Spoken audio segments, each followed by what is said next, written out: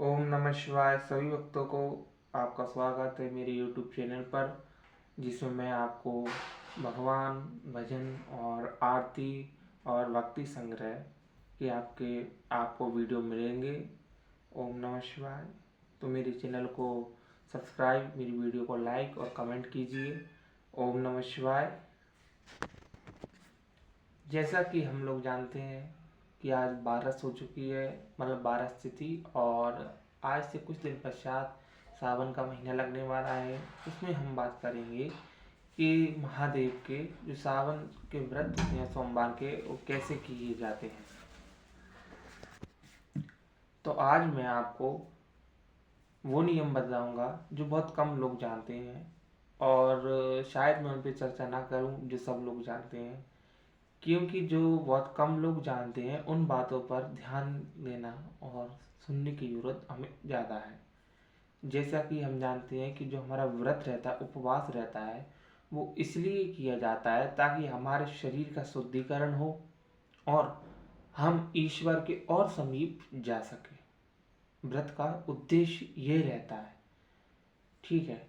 अब इसमें बात ये रहती है कि जो व्रत रहता है उसमें हमको हमारे शरीर का शुद्धिकरण हो, इसलिए उसमें हमें अपने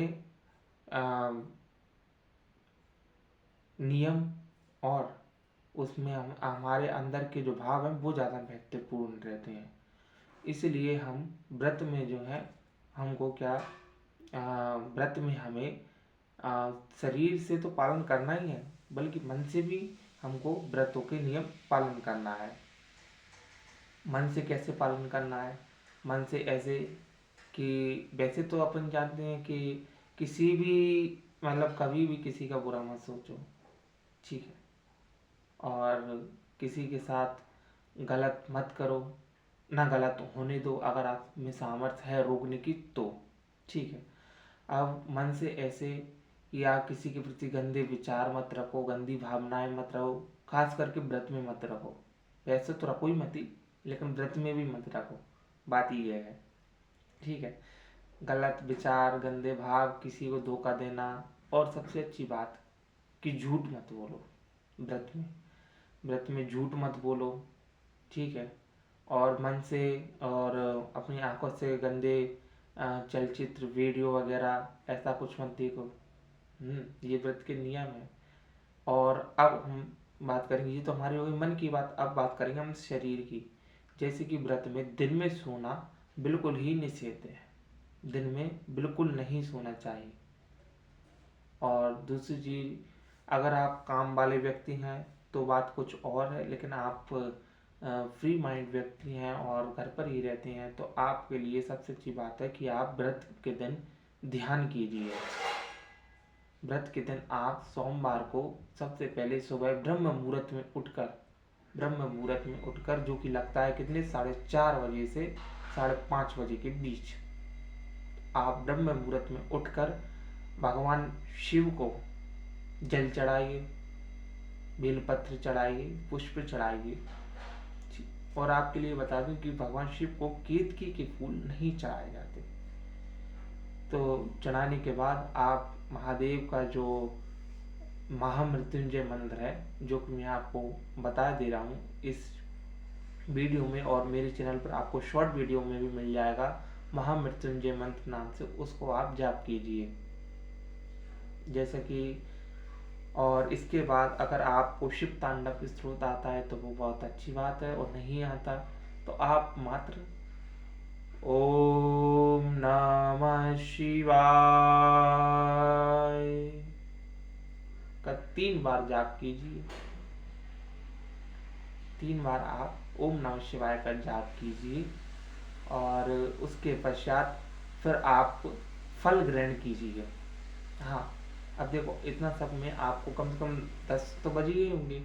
10 बज गए तो 10 बजे आप फल ग्रहण कर सकते हैं। आप फल ग्रहण कीजिए। फल ग्रहण करने के बाद आप चाहें तो साबूदाने की खिचड़ी बना सकते हैं, लेकिन उसमें सादा वाला नमक नहीं डलेगा, सेंधा नमक आप डाल सकते हैं। सेंधा नमक डाल सकते हैं, और मिर्च आपको लाल वाली नहीं डाल सकते। हाँ, मिर्च आप लाल वाली नहीं डाल सकते उसमें। और जो देखिए जो खिचड़ी रहती है या जो व्रत का वो रहता है, उसका ये नियम नहीं है कि आप का पेट भरने के लिए आप उसको खाओ, नहीं। उसका भी एक नियम है। उसका ये है कि आप एक उसको आप एक कटोरी, एक कोई बर्तन है, पात्र है, ज़्यादा बड़ा ना हो, क्योंकि व्रत में जो है ना वो अपने जो खान शरीर के ऊपर शरीर को व्रतों के नियम पे चलाना पड़ता है, कंट्रोल करना पड़ता है। अगर आप वो कंट्रोल नहीं करोगे तो आपका व्रत संपूर्ण नहीं माना जाएगा। आपको फल तो मिलेगा, लेकिन उस हिसाब से नहीं मिलेगा जो कि एक व्रत करने वाले व्यक्ति को मिलना चाहिए। आपने कभी कभार देखा होगा कि कोई व्यक्ति खूब व्रत करता है, लेकिन उसको उसका फल मिलता तो है, पूरा नहीं मिलता, और वो व्यक्ति कहता भी है कि मैंने व्रत किया और मुझे कुछ फल ही नहीं मिला।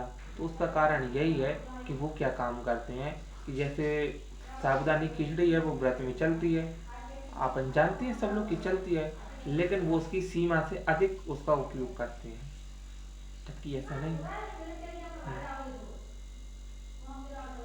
जबकि ऐसा नहीं है। समझ रहे हो आप? इसीलिए साबूदानी आप एक छोटा सा पात्र लो, उसके हिसाब से उसको ग्राइंड कीजिए। और देखो 10 बजे आपका फलहार हो गया। फलहार में आप केला, सेब और अनार ले सकते हो।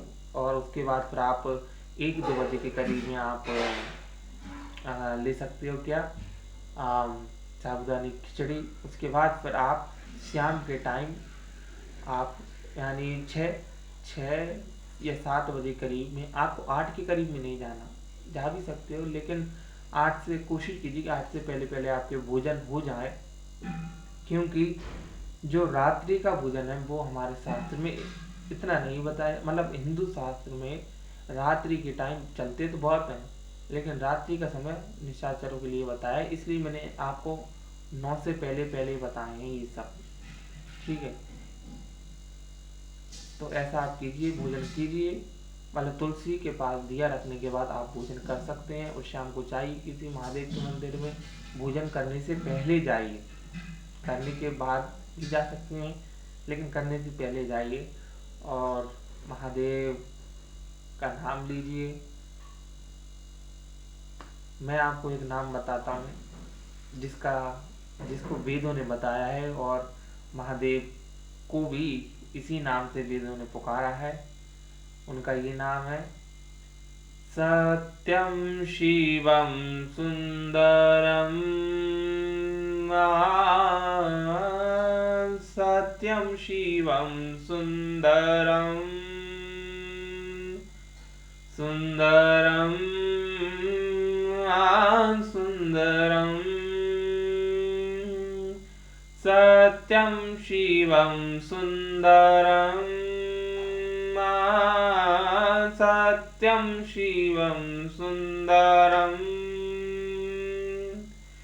ईश्वर सत्य है, सत्य ही शिव है, शिव ही सुंदर है। सत्यम शिवम सुंदरम, सत्यम शिवम सुंदरम। ऐसे ही और वीडियो देखने के लिए मेरे चैनल को सब्सक्राइब कीजिए, मेरी वीडियो को लाइक और कमेंट ज़रूर कीजिए, क्योंकि कमेंट करने से मुझे मालूम चलता है कि आप मेरी वीडियो पे आए और आपने मेरी वीडियो लाइक की। ओम नमः शिवाय सभी भक्तों को।